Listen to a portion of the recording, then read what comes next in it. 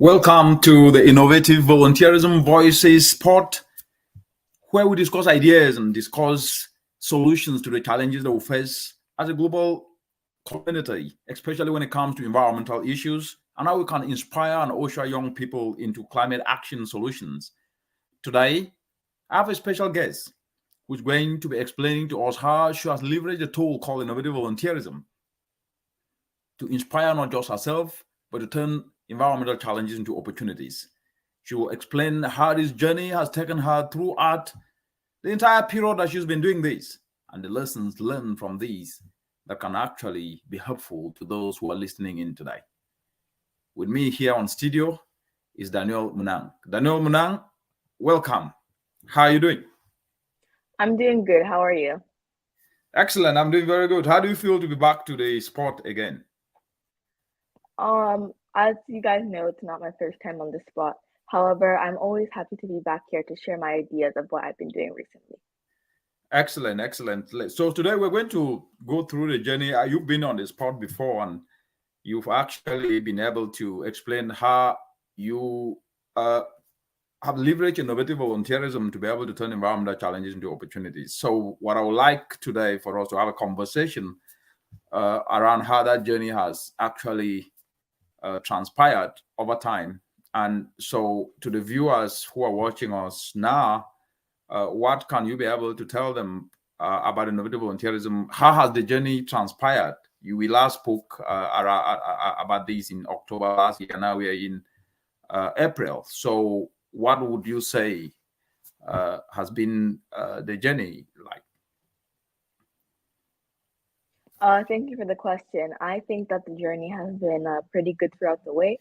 For those of you guys who are watching in the summer, July, August, you would know that I was focusing mainly on tote bags. I do still do reusable tote bags. However, I've ventured into other areas of fashion design, including shirts and dresses. So by diversifying into these fields, I am truly turning sustainable fashion into a reality. So what I've been doing since the summer, July, August, has been venturing into other areas of fashion design, which included fashion illustration and sewing dresses and shirts. Excellent, excellent. That's very, very interesting. So somebody listening would say, what is this innovative volunteerism? I have kids at home. They come back from school, they play. But this year is a 13-year-old who is talking about innovative volunteerism. So what would you tell a 13-year-old kid what innovative volunteerism actually is? That's a very good question. I would tell someone around my age that innovative volunteerism is a mindset tool which allows people to turn challenges into opportunities using their passions. So, for example, it doesn't only have to be fashion and design.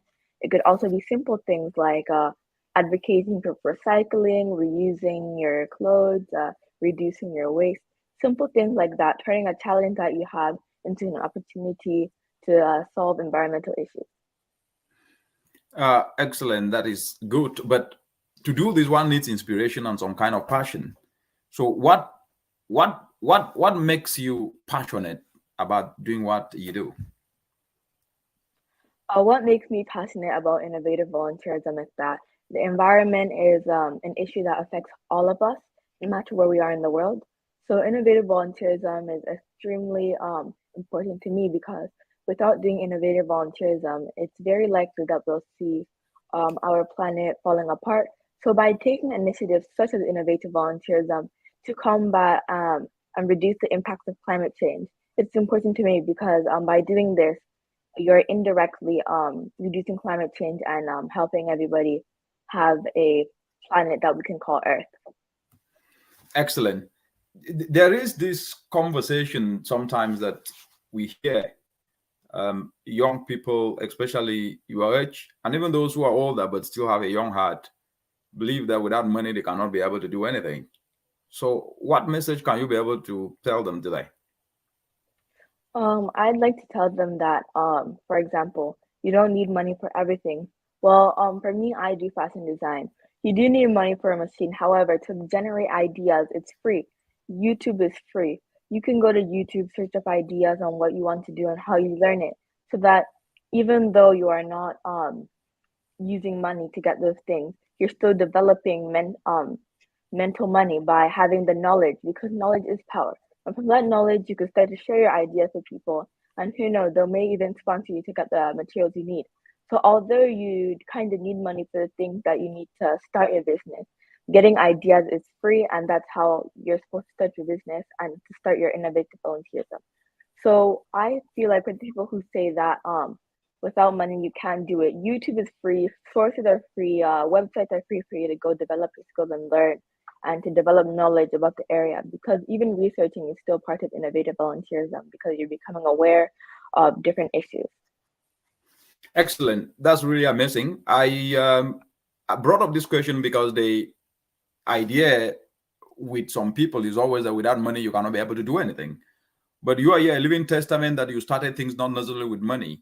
So if somebody who's listening today, hearing innovative volunteerism for the first time, say, but I'm hearing this word, it's just a word. So what has actually been done using this approach? What would you say you have been able to do practically using this approach? Using the approach of innovative volunteerism, I've been able to sew many different shirts, dresses, and tote bags. However, through those things, I did not use money to start in the beginning. I used YouTube, using websites to learn and develop knowledge on how to sew these things and the impacts environmentally of sewing them. So I think what I've done through innovative volunteerism is, of course, practically learning how to sew and sewing and improving my skills within fashion and design and fashion illustration. However, I've also increased my knowledge of the environment and of fashion through simple sources, through researching, which is free. So to the viewers who want to say, what have I done through innovative volunteerism, is improve my skill through sewing and improve my knowledge through researching. Yeah, wonderful. That is really great. I think when we take a break and come back, maybe you can be able to show some of the things that you've done to the viewers out there. So for those who are watching, please leave your comments and we'll be able to answer some of these aspects. For now, we're going to take a break and I'll see you after the break.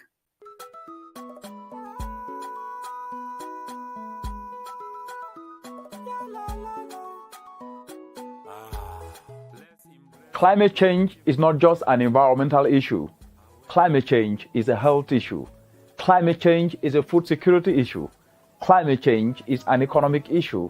Climate change is a national and regional and global security issue. And more importantly, climate change is about jobs for our young people. Climate change is about helping mothers put food on the table and more money in more pockets. Climate change is about justice and equality. But what we are seeing is injustice and inequality, and we cannot take this lightly. And that's why voices matters. Innovative volunteerism voices, innovative volunteerism, an incubation space that is inspiring and ushering young people into solution spaces, helping them to turn their passions into profit. It's seeing them devise and develop innovations, simple innovations that are helping turn challenges of mothers in communities into opportunities. That's what innovative volunteerism voices is all about. It's about solutions. It's about coming together and inspiring one another to all become solution providers to turn the climate challenge into a climate opportunity. And that's what we call climatepreneurship, where young people are creating enterprises. They are creating ingenuity. They are moving climate challenge into opportunity that are helping them create businesses and put more money in their pockets as they help mothers put food on the table. That's what Innovative Volunteerism Voices is all about. On this channel, Innovative Volunteerism Voices, we see solutions undertaken by young people. We see graduates from universities retooling their skills, turning their skills into opportunities. That's what you will listen and that's what you will see. Here we speak solutions. Here we speak ideas on how those ideas have helped put food on the table of a mother in a village. Here, nothing else triumphs but new knowledge. That's what Innovative Volunteerism Voices stands for. Inspiration to usher others into action. Inspiration to inspire others to see themselves as the solution providers. Because let's always remember, we are the ones we need. Stay tuned.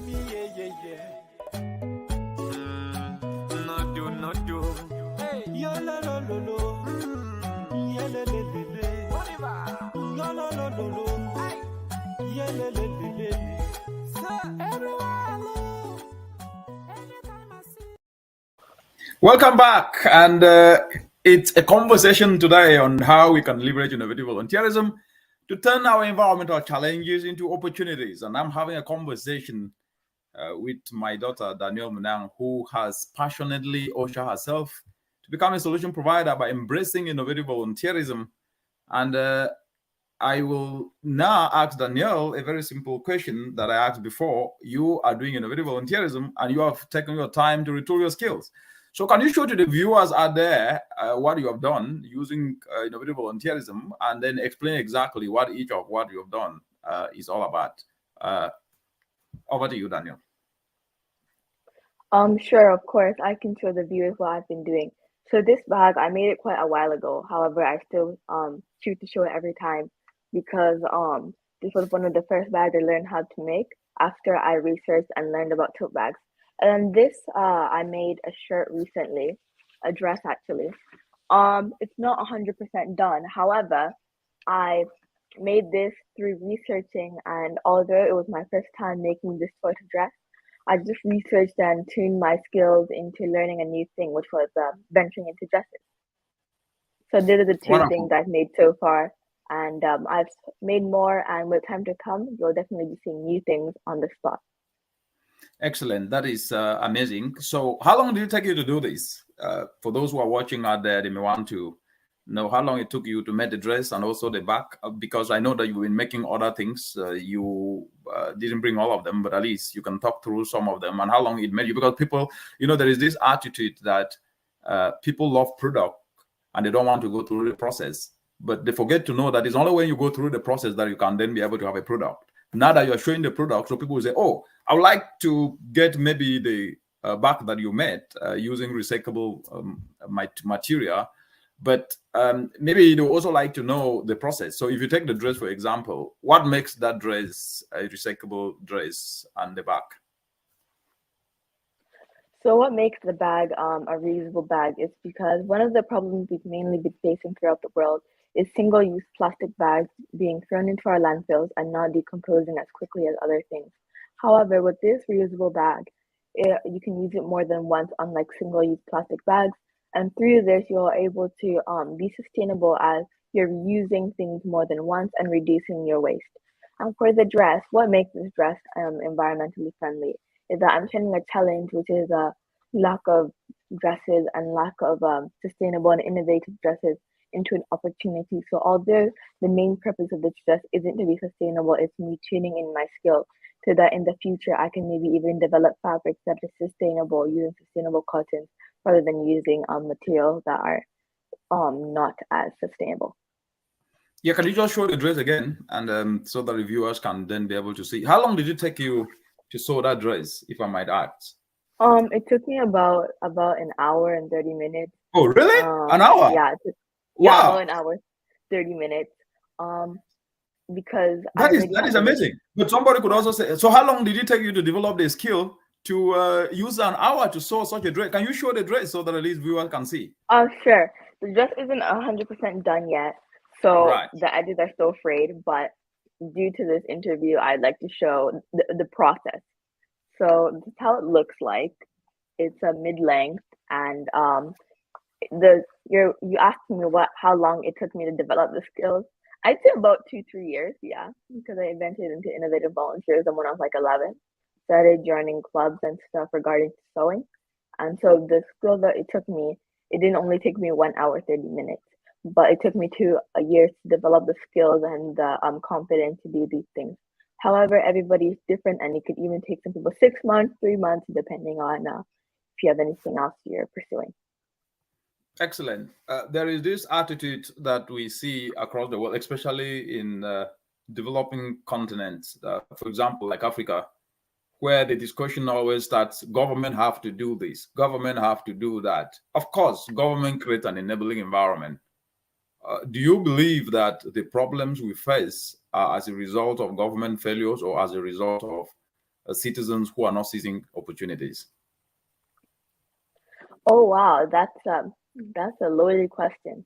Okay, so my answer to that is I believe that sometimes governments do things that generally do not sit well with everybody. However, I do believe that no matter the crisis, no matter your government situation, if you're truly passionate about something, you can find a way to turn that challenge, which in some people's cases is the government, which isn't enabling citizens to do things through different ways. So if you truly through using innovative volunteerism, you're able to turn the challenge, which like I said, is government for some people, into an opportunity to develop yourself and solve environmental problems. So in conclusion, I believe that it's not necessarily the government's fault, although the government can sometimes not stimulate people to pursue their passions and not be the most enabling environment. However, I think completely blaming the government makes no sense, because even if we had the most stimulating government everywhere in the world, there's still going to be some people who are going to complain. So I believe that if you truly want to do something, you could use innovative volunteerism formula, which is turning a challenge into an opportunity. Wonderful, Daniel. I mean, I'm really impressed with your answer. I mean, this is a question that I've never really asked a young person that I asked you today. And I think you from what you're saying is that the quality of citizens is just as important. That sometimes we need to do things not because we need to just wait for government. Of course, government have a role to play. The role of government is to create an enabling environment for citizens to be able to drive transformational development. But where government slows to do that, or delays to do that, citizens cannot just wait, but they need to take up what is within their means to do that. And part of it is retooling skills, learning a trade, just like you've learned sewing, and start to do something that can then be able to put more money in more pockets and food on the table.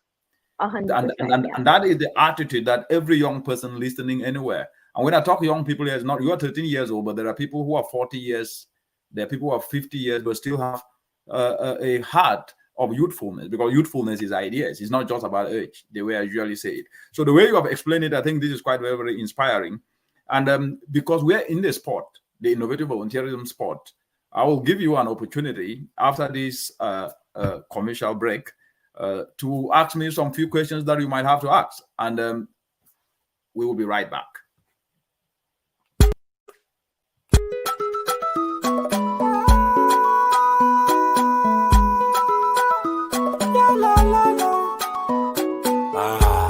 Let's embrace innovative volunteerism.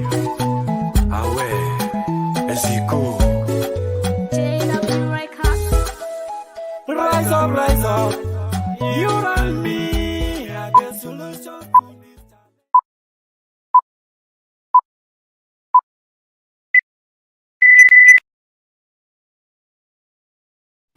And we're back again.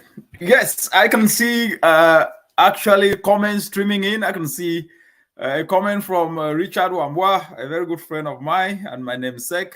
He says that actually government should do this or that. They're complaining, like it's always said. He said, we need to benchmark ourselves. As I once said, that we must catalyze the change and actions that we need ourselves. I think that's quite very, very what we must do as people in our communities. And I can see Mercy here saying it's a great discussion. Thank you very much, Mercy. Thank you, Richard. I can see Doveta saying, good job, Daniel. Congratulations. You should keep the spirit. You see viewers are actually appreciating. I can see Frank indicating that this is good work. And I can see Lydia indicating she is following the interesting discussion. I can see right from Nigeria, Kayode indicating nice work, and people all across. I can see Promise right from Nigeria indicating good work. People are watching from across the entire world, and this is a conversation that is long overdue for us to always be conversing. I can see people from India that are watching. So the point now is we need to look at the reality of how development can be done. And what I'm talking about job creation for the young people. you are a student and you are actually going to high school, and I would like you to share a word of advice to people your age and even those who are older like us, what you think makes a difference for someone to develop that burning passion to do something despite the fact that they're still going to school. So what would you say? That's a great question. I would say that you should just find something you're interested, try out a whole bunch of things, and find a way to turn it into a passion of yours. And through that, you can use innovative volunteerism to turn a challenge that people in your community face into an opportunity for you to enhance your skills and to become better at it and to help other people.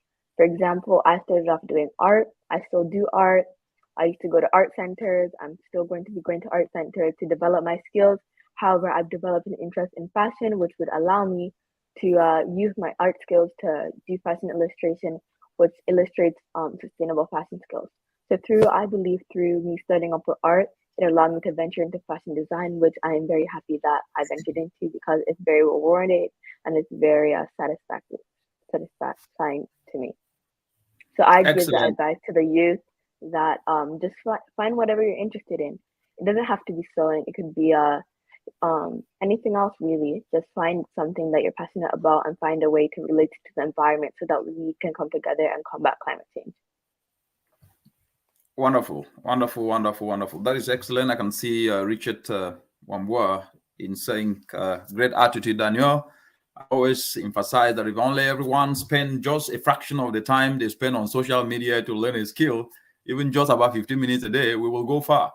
This is quite a very important aspect. What is your advice to the young people who go on social media they go to social media to showcase just what they have been up to, holidays in Miami or something like that, or they go to social media to just show their wannabe spirit, what would you tell them? Because there's a lot of time that is wasted on social media by the young people, but it's a missed opportunity because they could use that time maybe to market themselves in terms of what they have to offer, rather than just showcasing photos and what they're eating and where they're swimming and all those sort of things. What are your thoughts on this?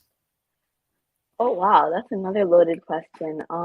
What I think about that is that social media is not a bad platform through any means, shape, or form. However, it's just the way you use it. So if you're on social media for an hour, maybe you can reduce that time to 45 minutes learning a new skill. Going on Instagram pages which show people how to sew. Going instead of looking and commenting on social media models pages, you could see what they're wearing and how you can make it sustainable. And in 15 minutes, you don't through little pieces a day of trying to improve your time on social media to being productive. Instead of going on Instagram and hearing the new song, you could go on Instagram and see on camera model pages and see how you could recreate that look with using the skills and using the materials you have. So I think that social media isn't bad at all. I think social media is an amazing platform. However, I feel like changing the way you use the platform would definitely help promote innovative volunteerism. Wonderful. Do you think that the young people of today are lost with the way that they embrace technology to show off rather than to showcase what they do? Oh, that's a very controversial question. I'm not going to use the word lost because I don't think they're lost. I think that some guidance, because young people today, they're doing very good things. You see them developing robotics, developing social media. You see them Correct. getting into ICT, getting into different factors and trades and stuff. So I wouldn't use the word lost because we're not lost. I feel like the priorities have shifted on social media from showcasing what you've done to showing off what you want to do. So I think that we're not lost. I think that because I'm a youth myself, so I'm not going to say that we're lost because Excellent. I'd say that we're not lost, but I think slight redirection would make social media. So what you are saying is a better exactly thing. Yeah. What we are saying is, first of all, I think the beauty of that question and the way you're answering it is, first of all, there is a certain level or amount of pressure on the weight of young people to somehow showcase, even if they have not done something, but to start to showcase whether they went on vacation. But the missing point is that instead of them working on something to showcase, like Riley said, of course, in robotics, young people are developing robotics. Young people are developing information communication technology applications, which we are seeing across Africa and the world, where mothers can be able to connect to markets. We've seen these applications that have been developed by young people, developed through innovative volunteerism. That's excellent. But when you look at the majority of young people, the urgency of now to seize the opportunity, because when we were growing up, we didn't have internet.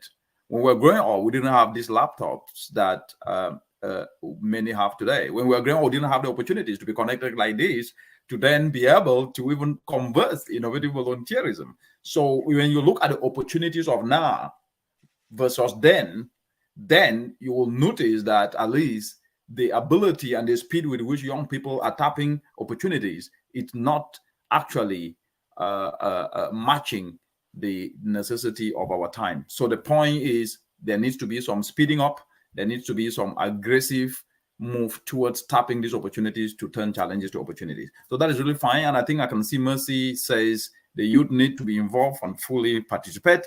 This can be achieved through information dissemination across the board, because we also have youth who are not on social media, and we have to think about capacity building among the youth in Africa. Yeah, that's a very important point. From that, what I want to say is, and then I will ask your opinion on this, not every youth will be or will ever be on social media, because not every community, especially in the African continent, is connected to the internet or even to electricity. But what could happen is that we can have what we call early adopters or early movers of ideas. So if you are in Nigeria or in Lagos City or in Kenya, in Nairobi or in Mombasa or in Cameroon, in Yaoundé, or in Lusaka, in Zambia, or in Lomé, in Togo, and you have an opportunity to be connected to the internet to learn, then you must then be able to transmit that opportunity to work with the community in the vicinities of your country. That way, you train other youth who must not necessarily be in social media, and then who can take the idea down to the community. So then it becomes action, inspiring action, and then we use what we learn from the internet and then take it to other people. And that ability can only come through one word called passion. Now that takes me to the question. A lot of people today do not know what they are passionate about. What does it take to be passionate? Thank you for the question. I think what it means to be passionate about something is like to feel that you can continue learning about something without it being boring. Like, for example, like I said before, I started off with art. I still really love art and still continue to go to art centers to develop my skills. However, I use that skill to develop into fashion, which I believe that to find a passion is to continue to learn about something and to be able to just spread your knowledge without it seeming boring to you. So that's what I'd say. When you find your passion is when you continue to learn something without it being boring. That's what I'd say. And to continue to go and do your thing without it seeming like a chore, or without it seeming like you have to do it more than like you want to do it. Excellent. We are almost about 1 minute to 30 minutes, and we have about 15 minutes to go. This is the spot, and in this spot, everybody can be put on the spot. So over to you. If you have some questions that you wanted me to answer, please feel free. Over to you, Daniel. Okay, one of my questions include that how do you deal with the people who say that innovative volunteerism, like for the people who don't know the difference between innovative volunteerism and regular volunteerism? What do you say to the people that isn't this just the same thing as just volunteering? What do you say to the people who say that? And what is the difference between innovative volunteerism and volunteering? As they are both very good, but what separates innovative volunteerism from volunteering? Yeah, very good question. The reality is that the word innovative itself separates volunteerism, because the innovativeness of what you do already is an added value from just volunteering. Because if you volunteer your time to learn how to sew, You are not just learning how to sew clothes, but you are learning how to sew clothes that can actually reduce the weight of the impact on the environment. Recyclable dresses, recyclable bags. But part of the innovativeness is that you are going to do things differently as they have been done before, because you can volunteer to do something, not necessarily because it is for a right cause. But innovativeness means that you are doing it because it must become a solution. So volunteering doesn't always mean that it is for a right cause. But innovative volunteerism means that you are innovatively looking at how you can be able to turn a challenge into an opportunity. And the first person that volunteers is yourself, by using your skill, by perfecting your talent to become a skill, and then by applying effort so that a result can be achieved. And as a result of that, the first person you build is yourself, because then you retool your skill, because the biggest capital that we have is to be skilled, because a skilled person is actually 4 times more than produced capital and 15 times more than natural capital. What does that mean? If you are able to give money to somebody who is skilled and knowledgeable about a subject matter and knowledgeable about doing something, you're going to get value for that money more than somebody who doesn't have the skill to do that job. But most of the time, what has happened is that we talk about capacity building. Building capacity for what? What is more important is capacity development, building on what people already have. Because that is why I asked the question, what makes you to be passionate? I'm passionate about, if you are passionate about sewing, you are not just going to start sewing because you are passionate. You first of all start by developing a skill, by building a skill, by learning. And for you to do that, you need to voluntarily volunteer yourself to create the time to practice that skill. What are you practicing skill for? To turn a challenge into an opportunity. Do what? Sew a dress that is a recycled dress, not just a dress that can be done somewhere else and it will not recycle, then it will add more burden to the environment. If it is a youth who is excited about reducing the problem of charcoal that mothers are using across the continent, and they are choking their lungs and causing over 700,000 deaths, he said, okay, I want to turn agricultural waste into fuel briquettes. But I first of all need to learn the skill. So they need to volunteer that time.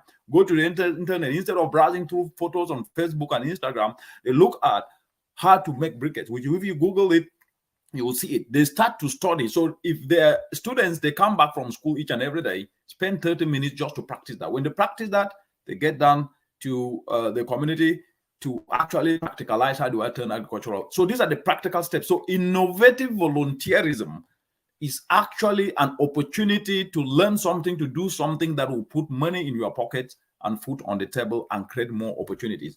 Volunteerism on its own may not necessarily be to solve only a problem. And even if you are volunteering for a right cause and doing something, it does not necessarily mean that it will put money in your pocket. And that is why we came up with the aspect of innovative. What is innovative solutions to the challenges we face? But you can only get the answers to that by volunteering yourself to learn a new skill and apply it in an innovative way to turn a challenge into an opportunity. Over to you, Daniel. Oh, okay. So my next question for you is that how do you find time to mentor youth across the continent? Because that's not your only job. You're also deputy director for the United Nations Environmental Program. So how do you find the time to do that? Well, passion. Passion is that burning flame inside you that actually makes you to operate beyond your normal state. And for you to do that, you must be able to find your purpose. And what is the purpose? The purpose of life is to be useful. And the usefulness of any human being is to do that which goes beyond his or her family to touch other people's lives. Because of that, I am passionate about seeing young people become solution providers, not complainers in chief. Because we complain so much and we always talk problem after problem after problem, but it doesn't solve anything. The problem we talk today, tomorrow we'll talk the same problem. In 10 years, the same problem. So it drains. And because of that, it makes me passionate to then engage young people, to guide them so that at least they can turn their talent into skills and use those skills to turn challenges into opportunities. And by doing that, we will be turning challenges to opportunities through the environmental lens. And so what keeps me awake is to put a smile on other people's faces. What makes me to mentor other people is that ability to then ensure that at least we can add value and at the same time be useful to our community. And one thing that we need to always know is that you can always create time for anything that you are passionate about. And we have 24 hours in a day.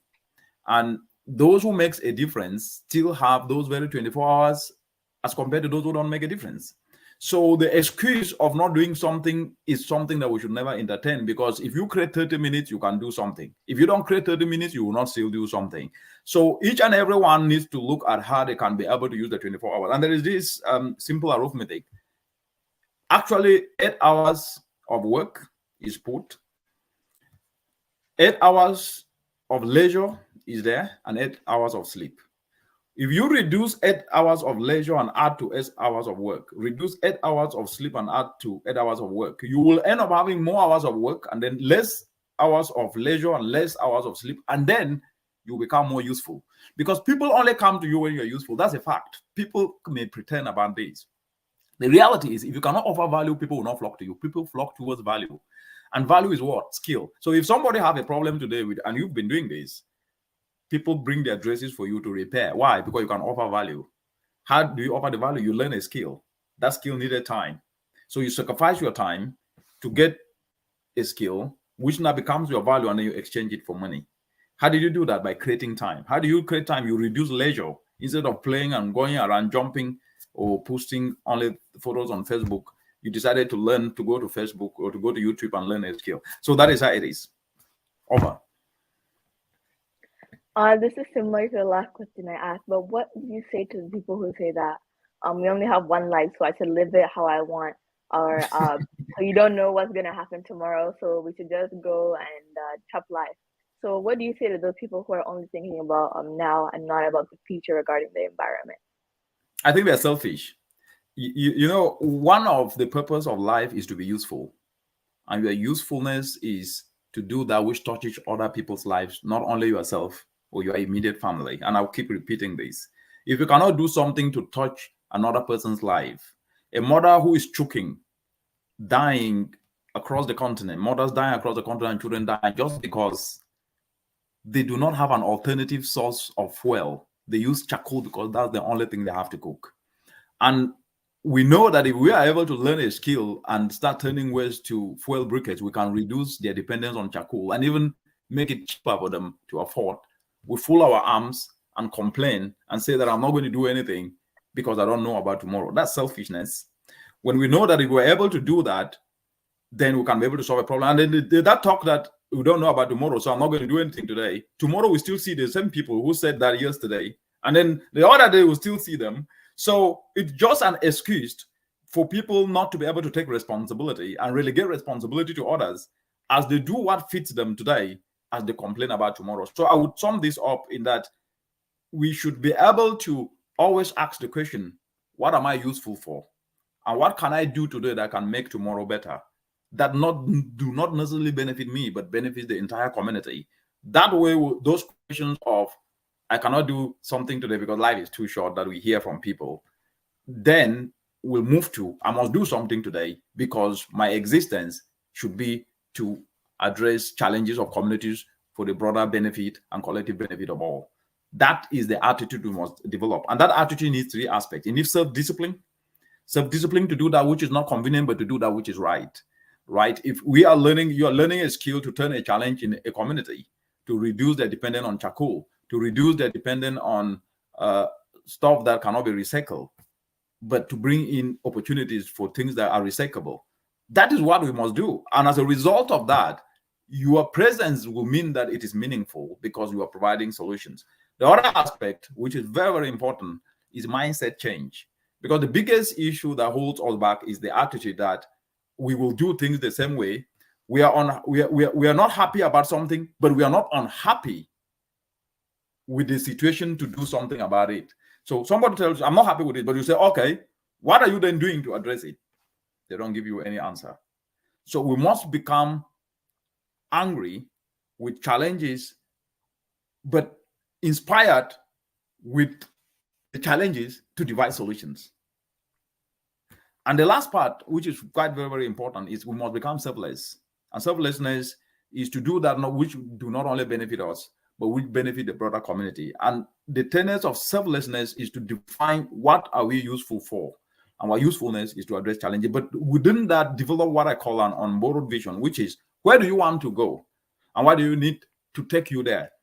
What you need is your skill. So we need skills retooling so that at least we can be armed with the requisite skills to offer value. And that value should be to take a community that is currently suffering today for lack of water by devising means in which they can access water, by devising means in which they can reduce their post-harvest losses, by developing simple solar dryers, or by devising means in which people can then have opportunities like bags that they can use that are recyclable. That's what you are doing at the moment. And many other youth are doing that across the continent and even the world. So if we then start to structure community from the perspective of what can I as an individual do to benefit others beyond me and my immediate family, we'll start to have that selfless attitude, have people who are developing their skills. And that way, we'll have a society that works for each and everyone. And the challenges we face of climate change, of ecological degradation, of biodiversity loss, and pollution will all be addressed. And that is the attitude that we need to move. Over to you. Those are all the questions I have for today. So with the remaining about 4 minutes, you could feel free to ask me anything or anything. Excellent. I would like to get your perspective on the attitude that you must have seen, the complaining attitude, where people don't want to be part of a solution. They want to be part of a product. They complain about everything but themselves. What advice do you have for such people? Oh, okay. So what I would say is that the people who don't want to be part of the solution and they just want to be part of the product, how do you think the product came? The product came by people making solutions to turn that challenge and then use the solution to create the product. So the people who only want to be part of the product, you have to remember how it came.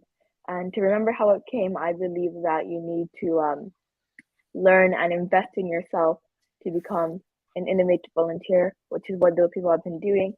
And to only be part of the product, I think that's kind of selfish because people who are part of the solution, how do you think they feel? They put time into it and put time into the fact that they've been using their skill for a while to develop the product. And now that the product is out, you want to be there associated with the credit. So I feel like to be there with the product, I feel like you should start the same way that other people started. I don't know if that answers the question, but. Excellent. That is great. That is great. And what is your take? There is this argument, which is true to an extent, that a schooling system, especially in the African continent and some other parts of the world, are not fit for purpose. Do you have an idea of how the educational system can be made to be fit for purpose? Which is which? That's a very good question. I feel like the education system, educate students high school, they'll need to pursue higher education. However, I think skills that we need are practical skills, which, for example, at the school I'll be going to, they offer many different technological courses for people who are interested in computer technology, mechanical technology, all those sort of courses. So I'm not sure about schools anywhere else, but I know schools in the West, they generally offer a bunch of technological programs. However, I feel like in different parts of the world, they're not offered. So if your school doesn't offer something, you should take it and you're very interested in it. You should take it up to yourself to learn those skills outside of school. Because the skills that I learned is fashion design. I did not learn it in school. I learned it through art centers, through fashion centers. So if you're really passionate about something, I think you should take the initiative to do it outside of the school you're going to if they did not offer it. Excellent.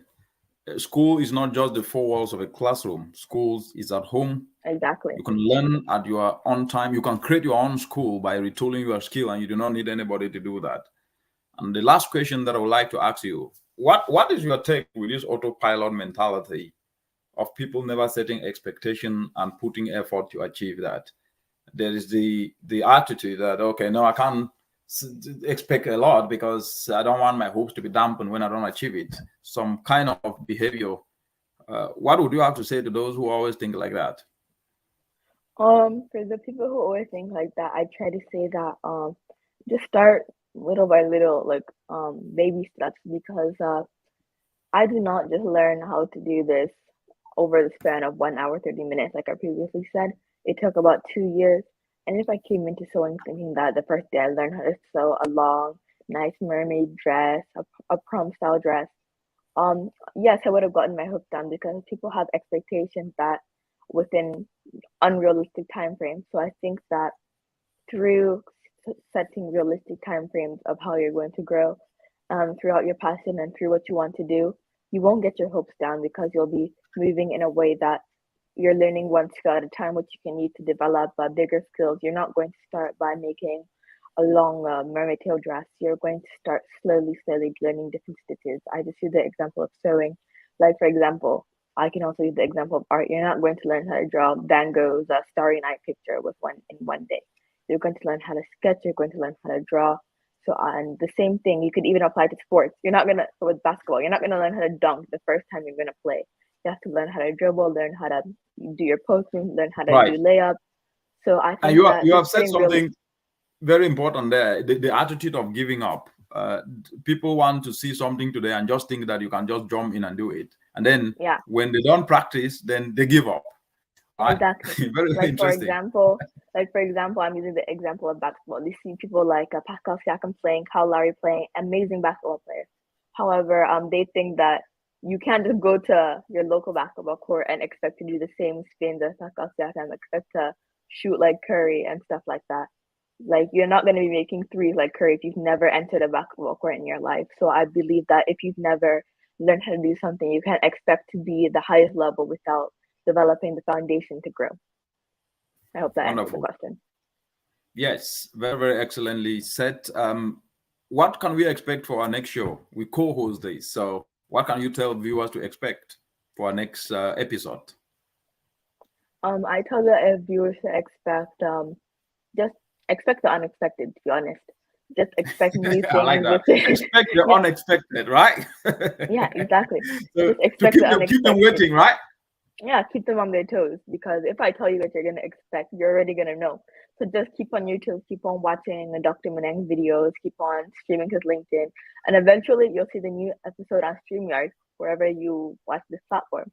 So expect the unexpected. And all I can say is expect new and amazing things within sustainability, within art, sports, and fashion. Wonderful. Expect the unexpected, as you've all heard. And Daniel, thank you very much for your amazing time and for providing perspective to the aspect of innovative volunteerism and showcasing to the world what you are doing and how you are doing it. It's been a great pleasure having a conversation with you. And as you said, we should expect the unexpected in our next episode. Until then, guys, thank you very much for watching, and we will see you next time. Thank you and take care. Bye-bye. Bye. Thank you for having me. You're welcome.